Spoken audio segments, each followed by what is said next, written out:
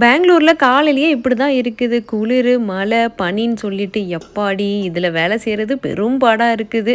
எல்லா ஊர்லேயும் பனி ஸ்டார்ட் ஆகிடுச்சுன்னு தான் நினைக்கிறேன். உங்கள் ஊரில் எப்படி கிளைமேட் இருக்குங்கிறத கமெண்ட்டில் சொல்லுங்கள். இந்த கிளைமேட்டுக்கு ஏற்ற மாதிரி சுட சுட பூரியும் சன்னா மசாலான்னு தான் செய்யலான்ட்டு பிளானு. ஸோ பூரி தான் செய்கிறோம், அதோட ராகியும் சேர்த்து ராகி பூரியாக செஞ்சிடலான்னு சொல்லிட்டு. பூரிக்கு நான் மாவு பிணையும் போது எப்பொழுதுமே கொஞ்சோண்டு ரவை ஆட் பண்ணிக்குவேன். அப்போ தான் கொஞ்சம் மொறு மொறுன்னு நல்லாயிருக்கும். நீங்கள் சுட்டு வச்சிங்கனாலும் அப்படியே நிற்கும் புஸ்ஸுன்னு. மாவெல்லாம் பிசைஞ்சு ஓரமாக வச்சாச்சு. அதுக்கப்புறம் சன்னா மசாலாவுக்கு தான் ரெடி பண்ணிட்டு இருந்தேன்.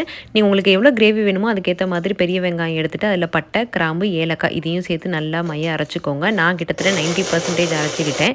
இப்போ ஒரு கடாயில் எண்ணெய், அதுக்கப்புறம் கொஞ்சோண்டு பட்டர், பிரிஞ்சி இலை, அதுக்கப்புறம் கொஞ்சோண்டு சீரகம் இதெல்லாம் போட்டு பொரிஞ்சதுக்கப்புறமா நம்ம அரைச்சி வச்சுருக்க வெங்காயம் போட்டு நல்லா வதக்கிக்கலாம். இப்போ இஞ்சி பூண்டு பேஸ்ட்டு, அதுக்கப்புறம் 2.5 தக்காளி கிட்ட பேஸ்ட்டாக அரைச்சி அதையும் ஆட் பண்ணிக்கிறேன். இதெல்லாம் நல்லா வதங்கி வரும்பொழுது மசாலா வந்து மஞ்சள்தூள், கொஞ்சோண்டு சோம்புத்தூள், சீரகத்தூள், கரம் மசாலா, மிளகாய்த்தூள், காஷ்மீரி மிளகாய்த்தூள், கொஞ்சோண்டு மல்லித்தூள் இதெல்லாத்தையும் சேர்த்து நல்லா வதக்கிக்கோங்க. கொஞ்சோண்டு சுண்டலை வந்து வேக வச்சு எடுத்துருந்தேன் இல்லையா, அதில் கொஞ்சோண்டு பேஸ்ட் பண்ணிவிட்டு கிரேவி அப்போ தான் நல்லா திக்காக வரும். அதுக்கப்புறம் நம்ம வேக வச்ச கொண்டக்கடலையும் சேர்த்துட்டு தேவையான அளவு உப்பு போட்டு மூடி வச்சிடலாம். நல்லா எண்ணெய் பிரிஞ்சு அழகாக வரும், தலை கொதிச்சு. அந்த டைமில் மட்டன் மசாலா அல்லது சிக்கன் மசாலா உங்களுக்கு என்ன ஃப்ளேவர் வேணுமோ அதையும் போட்டு நல்லா கொஞ்சம் சுண்டி வந்ததுக்கப்புறமா உங்களுக்கு எந்த டெக்ஸ்சரில் வேணுமோ அதை எடுத்துக்கோங்க.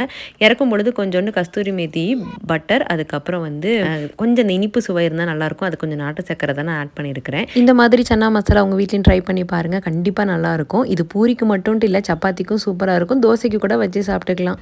கிரேவி ரெடி ஆயிடுச்சு. அப்புறம் என்ன சுட சுட பூரியை சுட்டு சாப்பிட்ற வேண்டியதான். அதுலேயே கொஞ்சம் ஹெல்த் கான்ஷியஸோட ராகியும் சேர்த்துக்கிட்டா ராகி பூரி அவ்வளோதான்.